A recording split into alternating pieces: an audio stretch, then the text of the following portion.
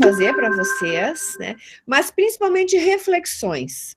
Reflexões a partir, assim, das minhas enquanto psicanalista, nesses tempos de pandemia, enquanto também convívio familiar, eu tenho filhos adolescentes, né?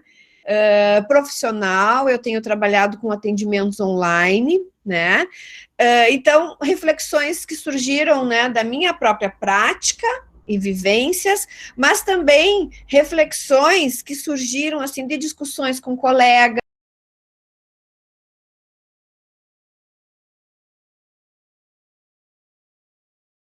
e os perigos disso, né? O comer demais, né? O uso de drogas, né? O aumento da violência doméstica. Então, são tantos efeitos, né, que promovem ainda mais angústias, tá? Mas também, né, este pode ser um tempo que tem uma proposta interessante para nós, né? Pode ser um tempo e que oferece uma oportunidade para que cada um de nós repense o seu modo de viver, o modo de viver com a sua família, de que modo estabelece relações, né? Ou também pode ser que sirva para pessoas se fecharem mais ainda no seu mundinho, ou ainda para algumas pessoas acharem que nada vai acontecer. Então, é um momento que se pode repensar tudo isso e se revisar, né? Mudar a sua posição subjetiva frente ao mundo. Tá? E a gente vê, assim, inclusive, aí também pensando nas crianças, né, que existem famílias que têm muita dificuldade de convívio.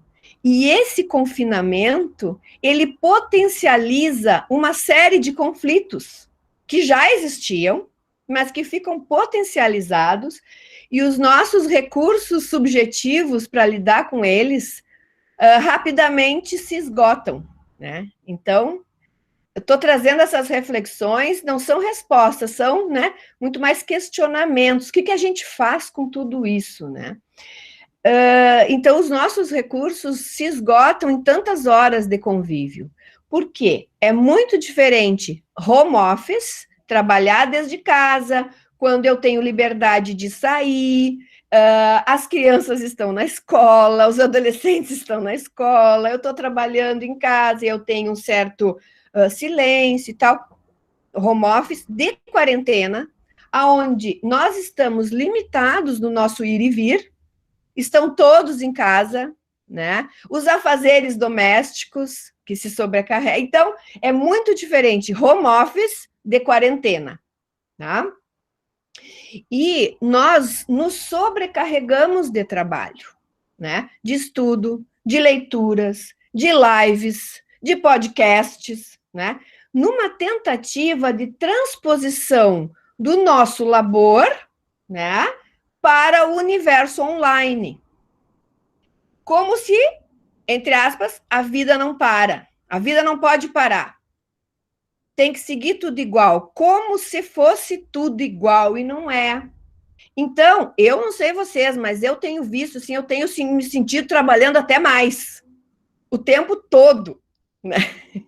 Tá? E essa desordem externa que causa, assim, uma sensação de tensão constante, difusa, né? Eu estou falando assim, como é que eu tenho representado esse momento? A gente sente uma sensação, às vezes, de uma tensão que ela é constante e difusa, tá? E cada live, cada aula que a gente vai fazer online, o que ela nos exige? Mais atenção focada. Por isso a gente fica num estado de exaustão depois que sai de uma aula, de uma live, né?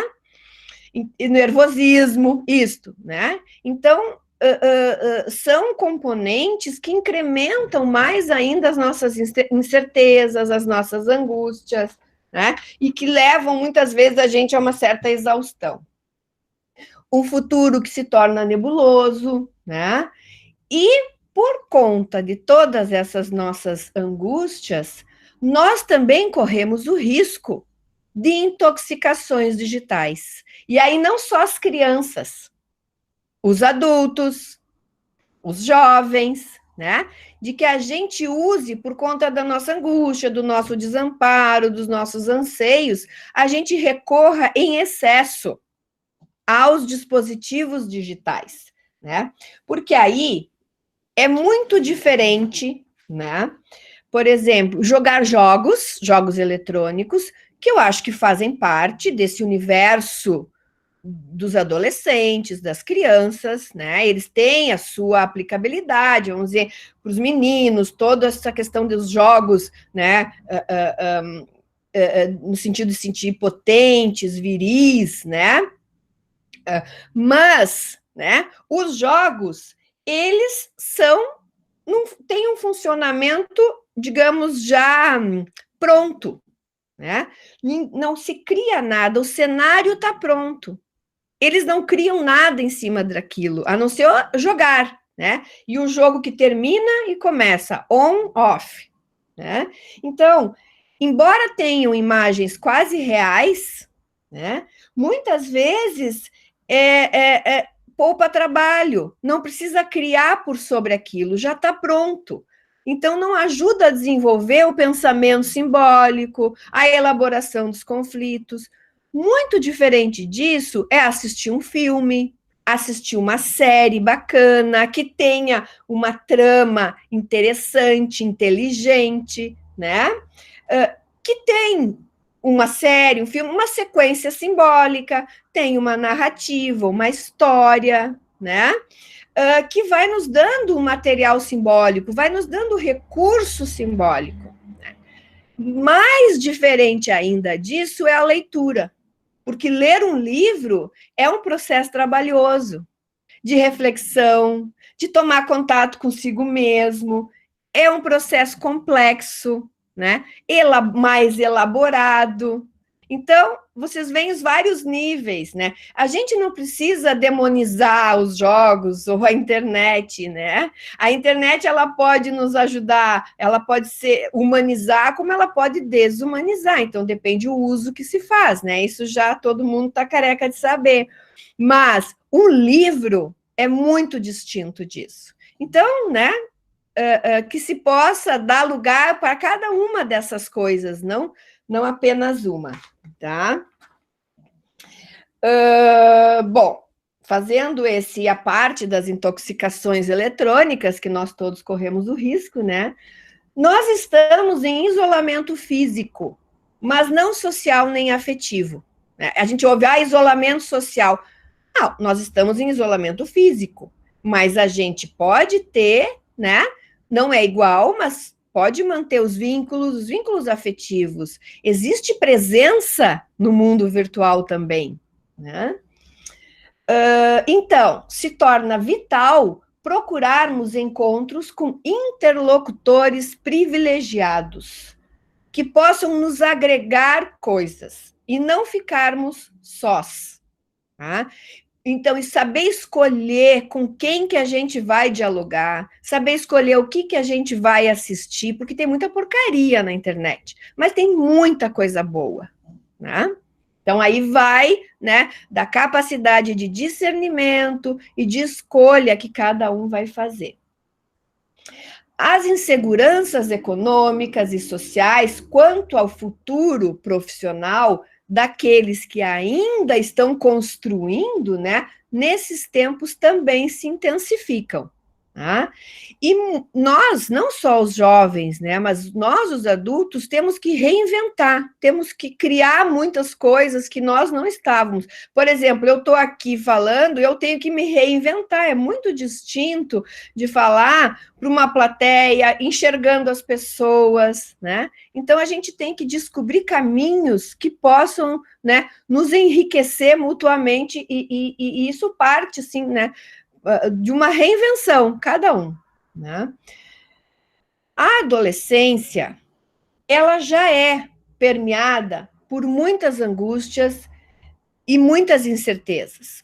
Angústias de pertencimento, angústias de reconhecimento social, se eu vou ser interessante para os outros, se eu vou ser alguém valorizado, né? Angústias com relação à competência. Então, a adolescência já é um período de incertezas, mais ainda nesses momentos, né, onde todas essas inseguranças aumentam. Porém, como disse o meu colega, psicanalista e amigo, o professor Francisco Santos, há plantinhas que nascem de uma brecha nas pedras. De uma fissura surge Eros, pulsão de vida. Porque Eros se move, Eros é móvel, é vida, é o desejo. Thanatos, que é imóvel, é a pulsão de morte que nos deixa imobilizados. Então, Eros é essa inquietude, é a gente querer encontrar o lugar no mundo, é fazer força, é lutar por encontrar um lugar e se reinventar. Então, embora seja um momento de muitas indeterminações, de muitas incertezas, mas também existem muitas possibilidades, né? De cada um lutar e encontrar o seu lugar no mundo. Claro que esse mundo que está ali fora é um mundo cada vez mais individualista, competitivo, da cultura da indiferença com os outros, com o sofrimento dos outros, né? Do não reconhecimento do semelhante, né, e das suas dificuldades, do canibalismo econômico, do salve-se quem puder, do consumismo. E isso não é só na pandemia. Esse mundo já estava aí antes, né? Então, aí eu trago algumas perguntas.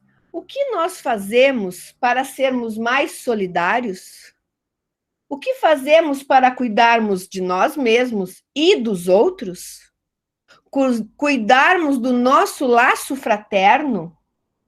Perceber e ter uma posição crítica com relação às injustiças, ao que passa no mundo lá fora? Então, aqui há uma reflexão ética.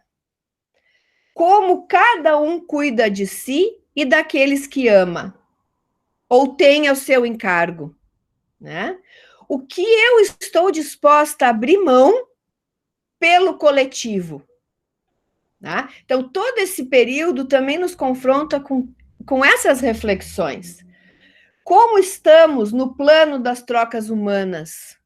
Como cuidamos de nós mesmos e dos outros? Tá? Porque, inclusive, seguir as recomendações, a Lilian dizia, está só em casa, né? Quem pode, fica em casa. Seguir as recomendações também é uma posição ética, né? Também é um juízo ético. Tá? Embora o mundo lá fora tem cada vez mais uma posição que incentiva a competitividade, onde importam mais os resultados, importa mais a performance, a eficiência, a produtividade acima de tudo. A economia acima de tudo, né? Não que não seja importante, mas a questão é acima de tudo, né? Existe um pensador francês que chama Guy Debord, que na década já de 1960 escreveu sobre a sociedade do espetáculo. Tá? A sociedade do consumo, a sociedade da cultura, da imagem, do tudo maravilhoso, né? Todos bem, da vida de vitrine. Esses dias eu escutei essa expressão da vida de vitrine, né? Então, aí eu estou pensando nos adolescentes, né? Que passam tanto tempo nas redes sociais, aonde não é mais o ter sobre o ser, é o parecer ser, é o parecer ter, né? Então, se esse mundo virtual invade deste modo a nossa vida, é mais um fator de angústia. Então, são reflexões. Lilian, tu quer falar alguma coisa? Ah, tá. Né? Mais um fator de angústia, né? Todos esses aspectos.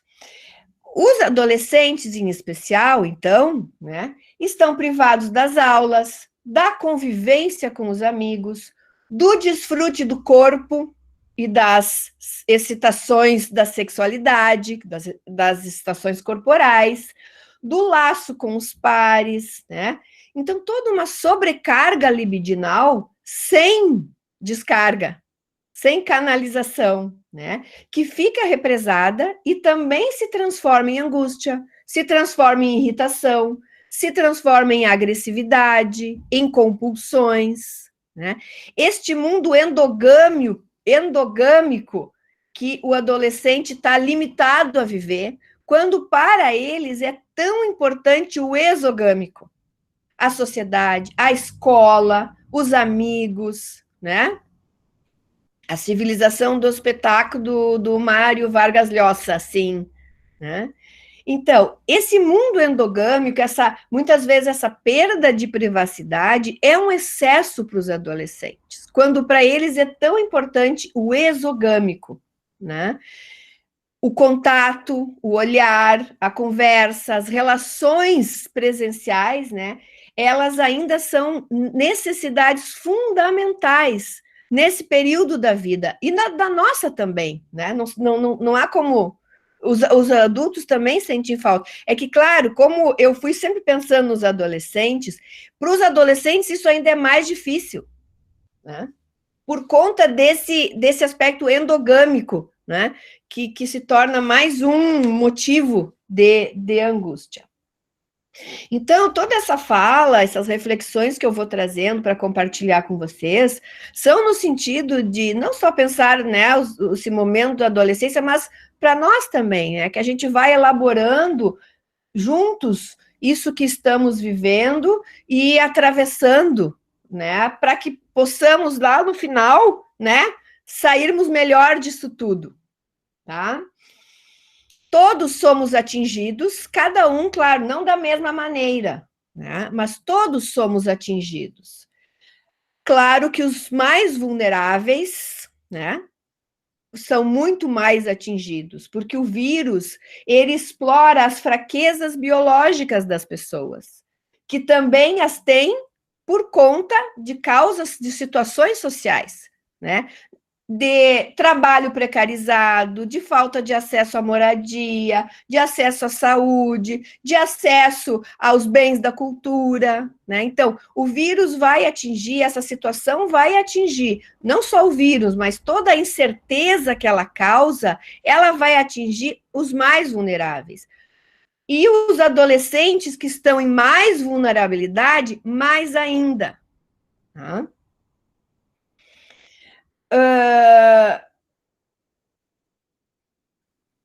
A adolescência, né, como eu dizia, é uma travessia para a idade adulta. E justamente, né, todo esse aspecto do desconhecido. E esses tempos só potencializam mais ainda, né, as dificuldades. É um tempo de fazer escolhas, de se separar, de se desprender dos pais. E como fazer isso nesses tempos de confinamento, nesse momento endogâmico, né? Em que o adolescente está fazendo a passagem da família para o mundo, da casa para a cidade, para a escola, né? Tempos tão importantes, né? E que não é por opção. Não é que eles têm que ficar em casa e se relacionar com os amigos assim por opção, e isso não é sem efeitos. Né? Eu não sei como é que eu estou de tempo, Lilian.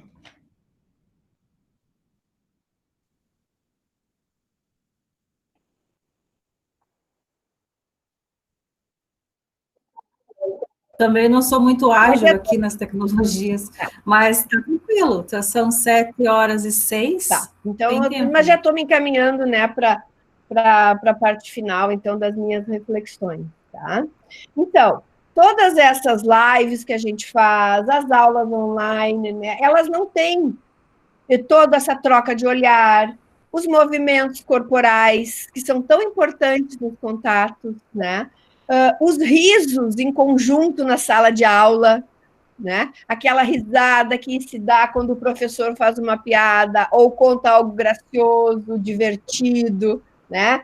As perguntas ao vivo, né? Os cochichos, os comentários com o vizinho, né, de classe, né? Tudo isso não tem, né? Os encontros, os namoros, os flertes, na minha época a gente dizia flertes, os flertes, né? Tão importantes para os adolescentes, né? Tudo isso não tem, né? Então, claro que existe uma tensão muito maior, os adolescentes ficam muito mais irritados, podem ficar bem mais agressivos. Claro que também o impacto em cada um é diferente, é singular e está relacionado à nossa capacidade interna, a capacidade interna que cada um tem para lidar com cada uma dessas situações, tá? Portanto, né, saber usar o tempo nesse momento, né? Eu falava dos filmes, das séries, né? Música, tem músicas belíssimas que são recursos que a cultura nos oferece, que nos ajudam a simbolizar, a representar essas angústias, né? Existem livros maravilhosos que estão disponíveis agora, né? Uma democratização do saber sem precedentes na história, né? Por conta da internet, né? Cuidar com as escolhas que faz. Eu gosto muito de um termo que o professor Adriano Teixeira usa, dos youtubers, os youtubers zumbis. Vocês conhecem os youtubers zumbis? É um desafio, porque é uma lida, porque a gurizada adora, né? Assistir muito desses youtubers, mas tem os youtubers zumbis. São aqueles que comem o cérebro das crianças, que muito mais do que formar, eles deformam, né? Então, a internet, ela pode humanizar, pode formar, mas ela pode deformar também, desumanizar. Ainda mais em tempos de fake news, né? E de tanta porcaria que tem, que muitas vezes eles acessam, que são muito mais deformativas, né? Então, faz diferença o que cada um escolhe fazer, e não só na pandemia, né? Mas o caminho que cada um de nós quer trilhar, né? No rumo daquilo que se vai se tornar um dia.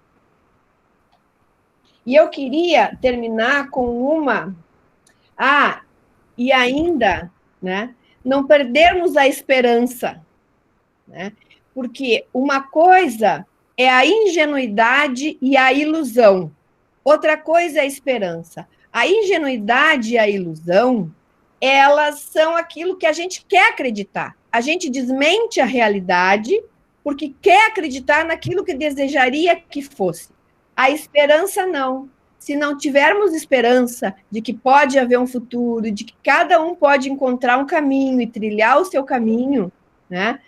Morremos antes da batalha, né? E queria terminar com uma fala de uma psicanalista argentina que fala sobre o conceito de jovem, né? Então, eu recupero esse conceito de jovem da psicanalista Sylvia Bleichmann, que ela diz assim, que o conceito de jovem não como uma categoria cronológica, nem, por suposto, biológica, senão como esse espaço psíquico no qual o tempo vira projeto e os sonhos se tornam a base do mesmo.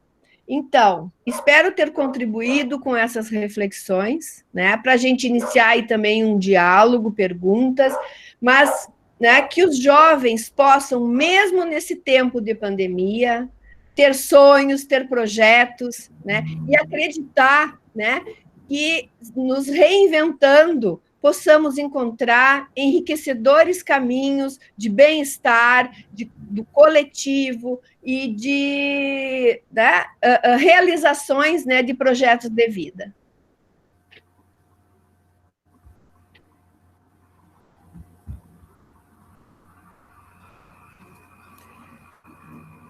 Pessoal, então, se alguém quiser fazer agradecer, né, a Luciana, muito obrigada, Lu, você ter aceitado nosso convite, né, ficamos felizes, e vamos abrir para questionamentos, se alguém tem algum questionamento, quiser fazer, abrir o microfone e fazer, ou mandar pelo chat, isso, o Jorge colocou ali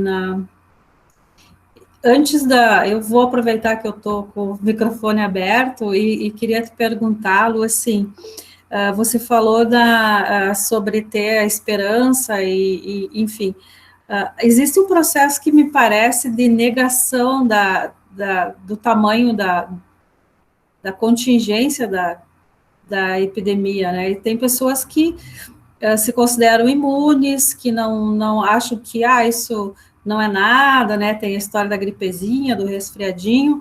Eu queria saber se isso é um fenômeno normal numa situação de crise, ou é uma coisa nova, assim, na nossa situação, que se pensa sobre isso. Não, não acho que seja novo, né? Mas eu acho que tem vários níveis, Lilian. Uma coisa é uma negação, né? Isso não vai acontecer comigo, com uma certa onipotência, né? Isso acontece com os outros, comigo não. Uma onipotência que é uma onipotência própria do pensamento da criança. As crianças, num determinado momento da vida, têm um pensamento mágico, onipotente, nada vai acontecer, né? Então, tem uma parte que sim, né? Se trata de uma negação. Mas tem uma outra que esses dias hoje mesmo escutei uma fala, eu acho, não sei, não lembro de quem que era, mas que falava assim, não só de uma questão de negar, mas uma prática até em certa medida mais perversa, né? Que é por conta da desmentida, né? Como algo que reflete uma certa indiferença, o outro não é nada, né? Um descaso com as outras pessoas, um descaso com o semelhante, anula a categoria de semelhante, né? Então, é mais do que uma negação, já é quase que uma prática perversa. Então, são vários níveis, né? Não tem um nível só, mas isso já existia antes. Talvez a pandemia, ela só intensifica, né? Todos esses aspectos, mas que já estão presentes em algumas pessoas.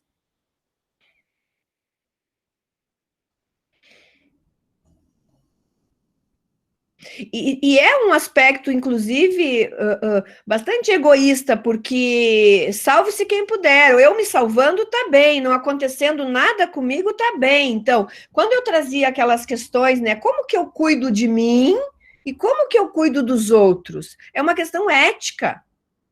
Cuidar de mim e cuidar dos outros. Eu não saio não só porque eu não quero, mas porque eu me preocupo também com os outros, eu não quero prejudicar, contaminar aos outros. Essa é uma posição ética, né? Cuidado de si, cuidado dos outros, Foucaultiano, né? Foucault, né, desenvolve muito sobre isso, e que é uma posição ética.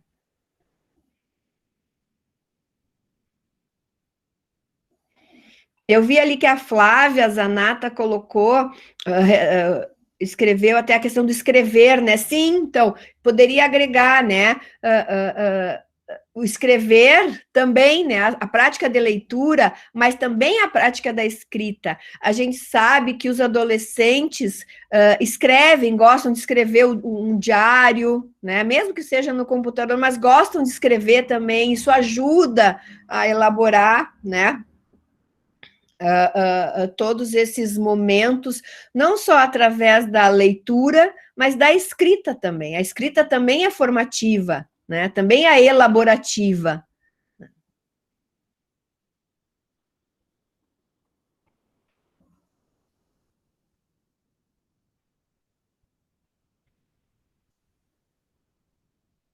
Aí que teve um menino que fez uma paródia, né? Sim, eu vi. Aí vai da criatividade, o recurso, foi lindo, eu vi mesmo foi muito bonito da Faroeste Caboclo, né? O menino fez assim um talento, um rapazinho, né? Então é essa esperança, né, na humanidade, na juventude, que não é uma posição ingênua, mas uma posição de esperança, porque se a gente não tem essa posição de esperança, né, que é diferente de ser ingênuo, né, de não enxergar o que de mal também existe no mundo, né?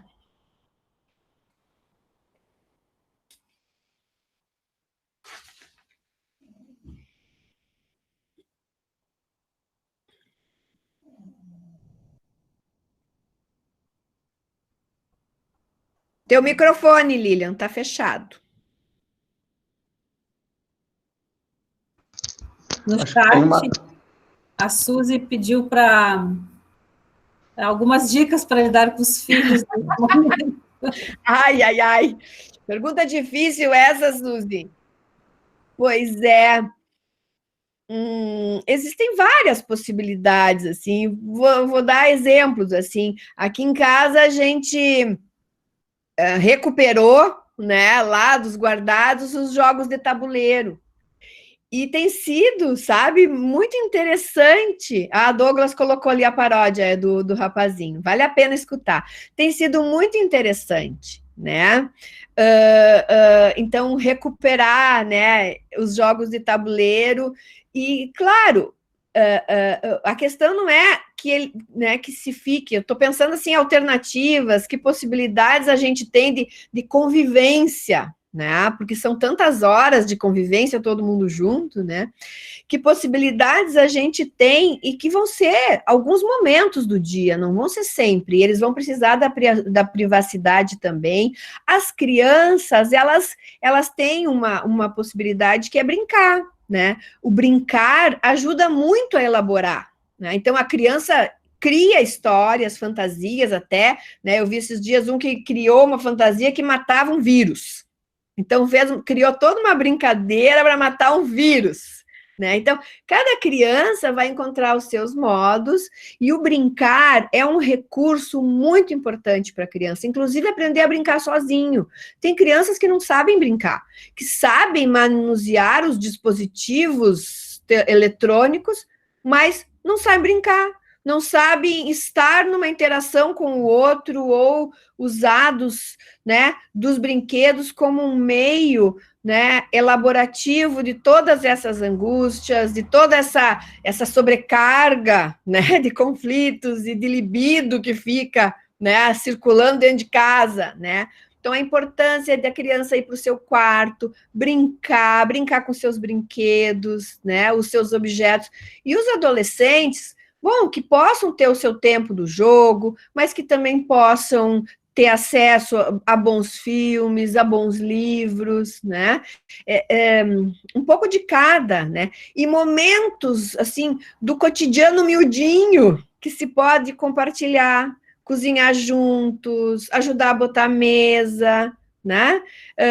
No momento da refeição, né? Ter conversas, né, que possam ser conversas interessantes, que ajudem a elaborar isso tudo que se está vivendo, né, comentar, porque as crianças também precisam saber o que está acontecendo, precisam saber o que está acontecendo no real, né? Inclusive que tem muita injustiça, tem criança que não tem acesso às coisas que muitas crianças têm, e as crianças precisam saber isso também, né? Precisam tomar contato com esse mundo, né? Que é cheio, repleto de desigualdades.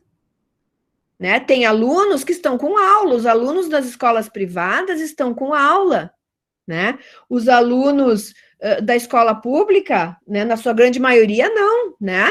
Porque muitos não têm acesso, né? Então, vamos dizer assim, algumas crianças que têm, né, mais acesso, mas existem outras que não têm, e que não têm o básico, muitas vezes. Né? Então,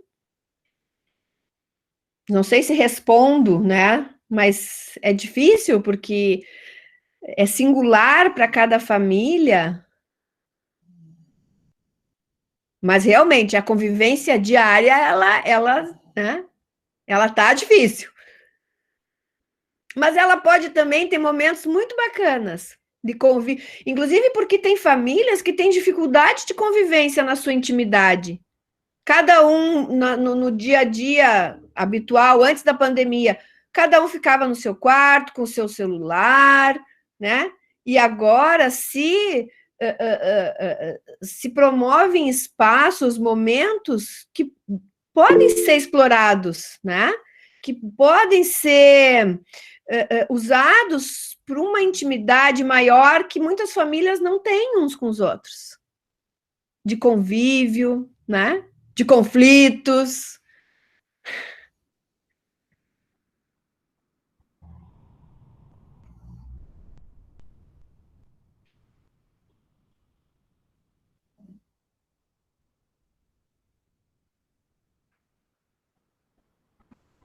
Lu, tem o depoimento do Lucas ali no chat, se você puder ler.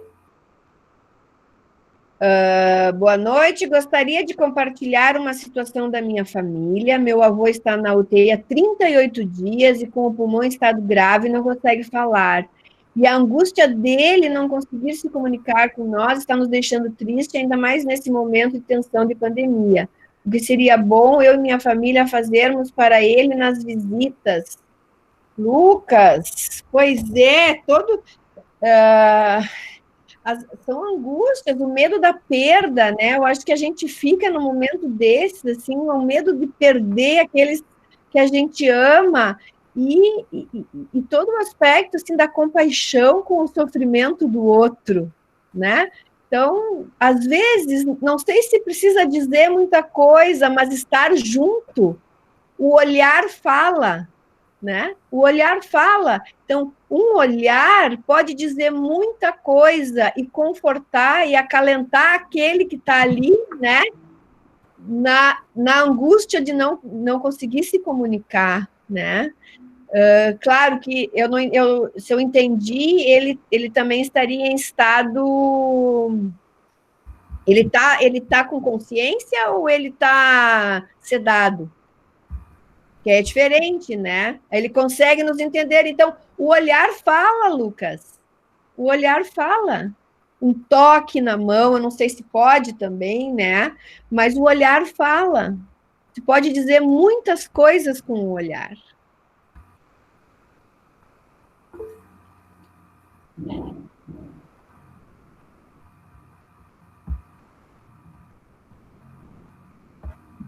Ele ouve, ele consegue responder ao tato, sim, então, né? Balançando a cabeça, né?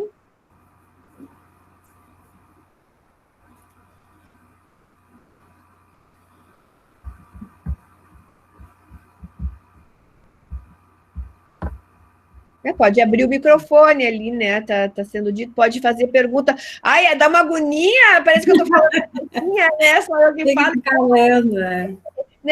Ouvir a voz, né? Tu vê como nada substitui o encontro, né? Interhumano, a troca de palavras, né? Como é importante, como a gente estranha tudo isso, mesmo que já fazem quase 2 meses que a gente está nessa lida, mas não é só que a gente estranha, a gente sente falta. A gente sente falta, né? Do convívio, do contato, de estar com os amigos, de estar com a família. A gente sente muita falta. De estar com os alunos, né? De estar com os alunos. E os alunos de estarem com o professor, com os colegas, no ambiente da escola, né?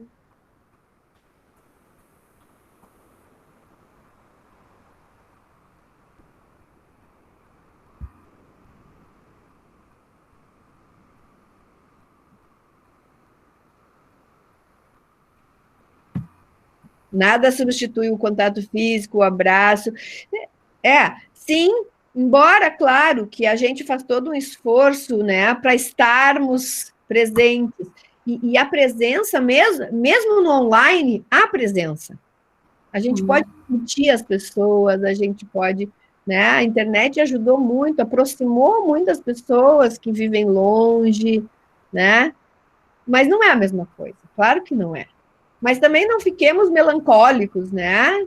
Desde uma posição melancólica, então, pessimista, que nada disso, né, está valendo. Eu acho que a gente está aprendendo muito com todas essas situações que estamos nos enfrentando,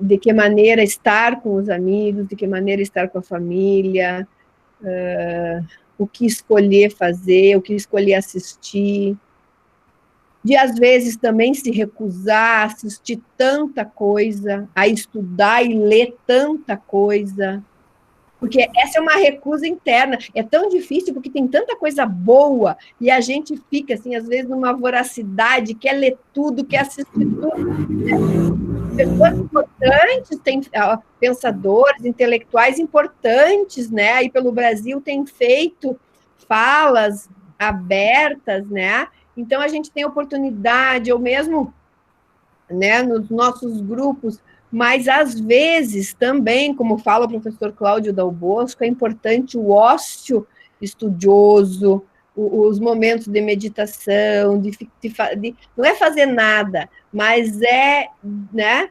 Porque senão a gente tem como diz a minha colega e amiga Doris Santos, a sociedade do cansaço. Esses dias ela escreveu um texto no jornal, Sociedade do Cansaço, né? E tem a sociedade do espetáculo, também essa sociedade que cansa de tanta coisa, tanto estímulo, a gente fica empanturrado, né? Então, às vezes, tomar um tempo, né? Não querer abocanhar tudo que está aí disponível na internet, né? Então, são recusas que cada um tem que poder fazer. Não só eleger, escolher o que vai ver na internet, mas também, né? Às vezes, escolher não ver.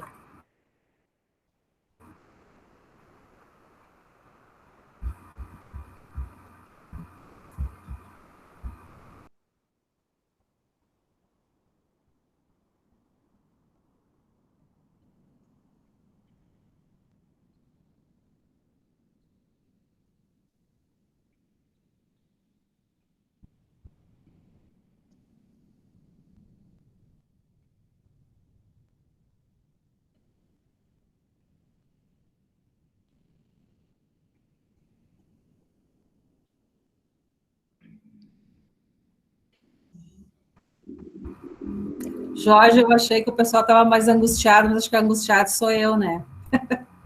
Ninguém tá... É que as pessoas também estão, né? Talvez é tanta coisa, é tanta informação, é tanto, né? As pessoas também estão refletindo, né?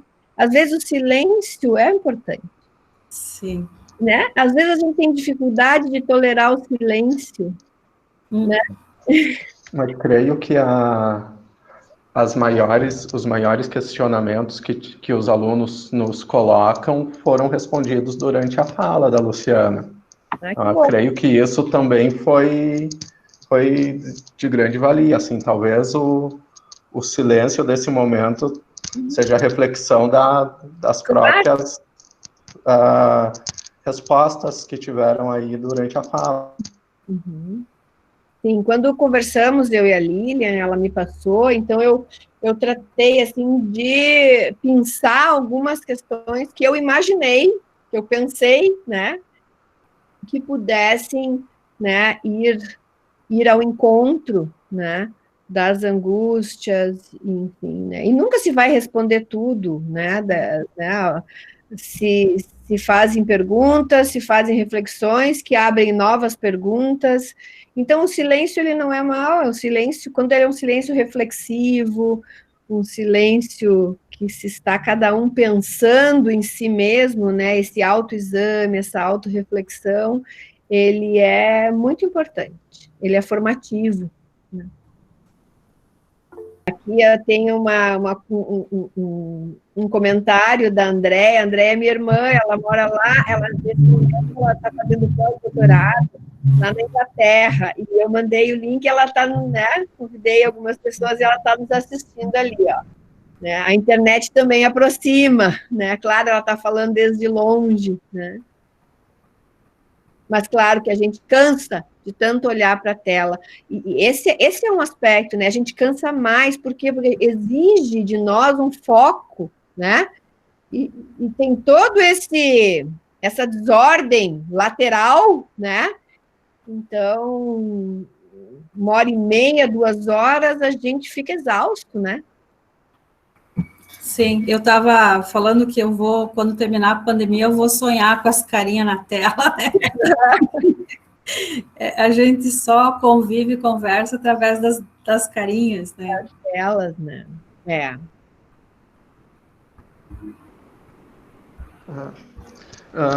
Um questionamento, tá todo mundo, claro, nesse momento de pandemia, né, a principal preocupação é com agora, né?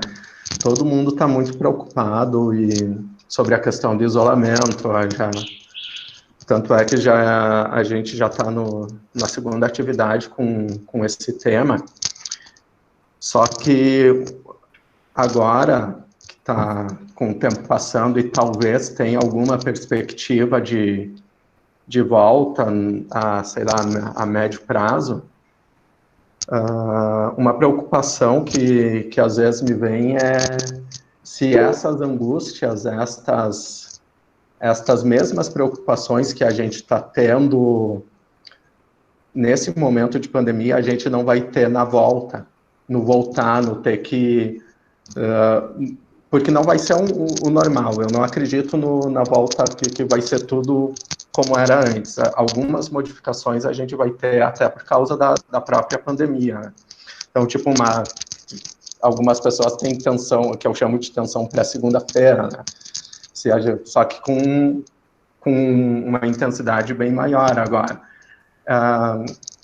Então, é o mesmo tipo de trabalho emocional, de educação emocional que a gente vai ter que ter, como é que a gente vai poder lidar com isso? É tudo muito estranho, né? Assim, não sei qual é a sensação de vocês, nas poucas vezes que eu saio, né? Vamos dizer, se vai no mercado, ou se vai, né, na farmácia, a gente já tem essa sensação. Já é uma sensação esquisita, né? As pessoas todas com máscara, a gente se cuida, a gente fica com medo, né? Então, eu acho que no retorno, isso possivelmente vai se intensificar. É uma hipótese, né? A gente não sabe, esse é o desconhecido, né? Esse é o estranho, né? Mas eu queria fazer uma diferença entre o que é o medo. Então, se eu entendo, né, a tua pergunta ou o teu comentário, assim, né, como é que vai ser? A gente vai ter medo também, né, de voltar. O medo, ele é importante, né? O medo do real, o medo do externo, ele é importante que seja reconhecido, porque é o que faz com que a gente se informe, procure saber quais são as melhores maneiras de se cuidar, de cuidar de si, de cuidar dos outros, se proteger. Então, o medo, ele é necessário e ele é um medo que a gente conhece, desde o que é, né? E que informações a gente vai buscar para tentar dominar esse medo. Já a angústia é distinto. A angústia, ela é desde o interno. Tá? E é onde esse externo, esse real externo, se engata com os nossos próprios conflitos, com os nossos fantasmas, com os nossos demônios internos, com as nossas fantasias, né? E deles a gente não consegue fugir, né? Essa angústia, né, vai necessitar uma relação da gente com a gente mesmo, né? De entender, né, o que é singular de cada um, o que daquilo está se engatando nos próprios conflitos e fantasmas internos, né? Então, distinguindo esses dois estados afetivos, a angústia, que é um estado bem mais difuso, do medo, né? Que vão estar conosco nesse retorno, mas é importante que se saiba a diferença entre um e outro, né? E, bom, a angústia vai exigir de nós, né, que a gente possa lidar com ela, ao invés de fugir dela. E o medo, a gente lida com informações, com conhecendo bem de que maneira se pode, né, cada um se proteger. Não sei se respondo, né, o teu questionamento, mas, né, não sabemos ainda. Eu acho que talvez a angústia maior também, nossa, e o medo, né, falando das duas coisas, é o que nós vamos encontrar, né? Quem são as pessoas, né, que a gente vai encontrar, que situação a gente vai encontrar no trabalho, como é que vai ser esse reencontro, né? Como é que vai ser esse reencontro? Vai ser tão esquisito quando a gente começar a se reencontrar com as pessoas, né? Eu acho também que, às vezes, a gente vai sentir saudade da pandemia, sabe por quê? porque agora vem o inverno e é bem bom trabalhar em casa, né? Esses dias, eu vou confessar, esses dias eu tinha uma aula e estava tão frio, tão frio, eu fiz a aula de pantufa. Quando eu era criança, eu sonhava, mas era um sonho de agonia para mim, que eu sonhava que eu tinha ido de pijama no colégio. Claro, eu queria continuar dormindo, né? E que eu, né, morria de vergonha que descobrissem que eu estava de pijama e de pantufa. Pois esses dias eu fiz uma aula e estava de pantufa. Morri de medo que descobrissem que eu estava de pantufa. Então, eu acho que a gente vai sentir saudade também, né?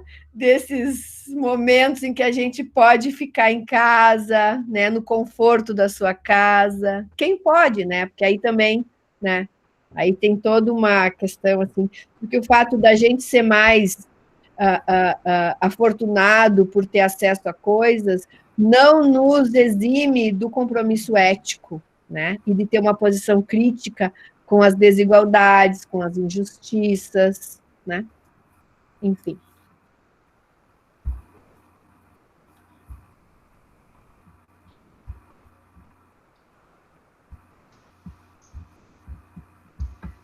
Eu acho que tem só uma da Letícia ali, Luciana. Eu fechei aqui, deixa eu ver. O que tem sido complicado de adaptar é o estresse causado pelo confinamento. Aqui em casa eu notei o grande agitamento das pessoas. Meu filho está muito mais agitado. É natural? Eu acho que é. Total. Eu não faria a pergunta, eu afirmaria, é natural. Né? É natural e, bom, cada um vai ter que tolerar um pouco do outro, né? Porque eu tenho as minhas questões, o outro tem as deles, cada um tem as suas contingências. Então, está sendo um exercício, né, um aprendizado, né, de convivência, de conviver com as diferenças, né, com a intimidade, né, enfim, de cada casa.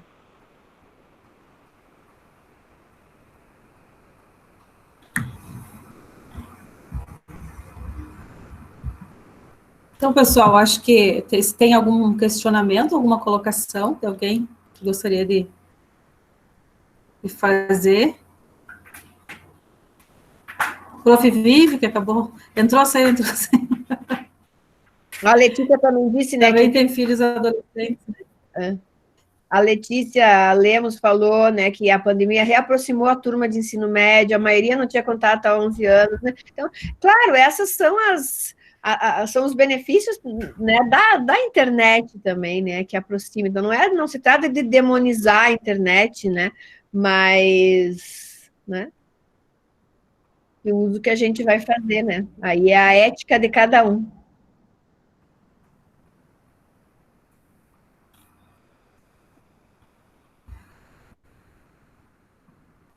Então, a gente vai agradecer de novo a Luciana, agradecer a presença de todos, né, os alunos, os professores, os familiares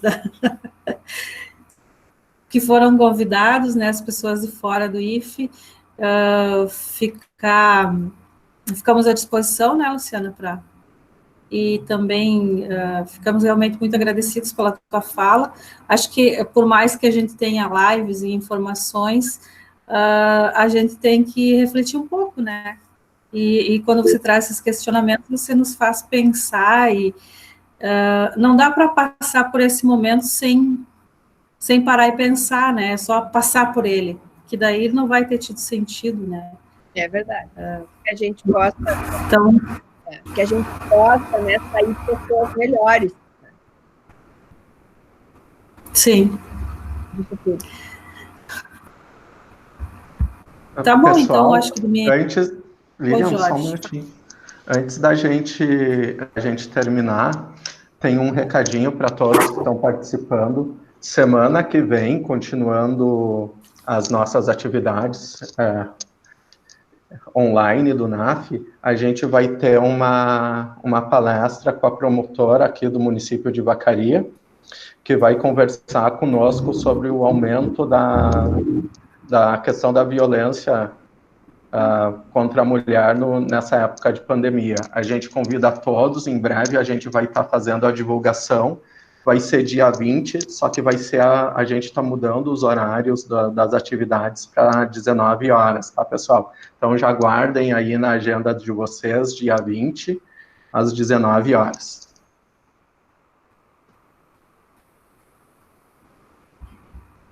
Então, tá. Eu que agradeço mais uma vez, né? Espero ter podido colaborar, né? Justamente para esse processo de elaboração, né? Que a angústia, a maneira que a gente tem de aliviar as angústias é quando a gente vai elaborando elas, vai entendendo por que as sente, né?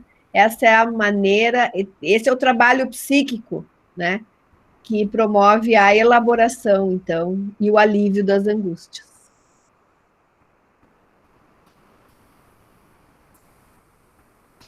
Então, obrigado, boa noite, pessoal. Nos encontramos a semana que vem e a Luciana nos encontramos nos nossos estudos. Obrigada, gente. Boa noite, bom descanso. Tá? Se boa cuidem. Noite a todo mundo. Se cuidem. Você também. Obrigada. Boa noite, obrigado a todos.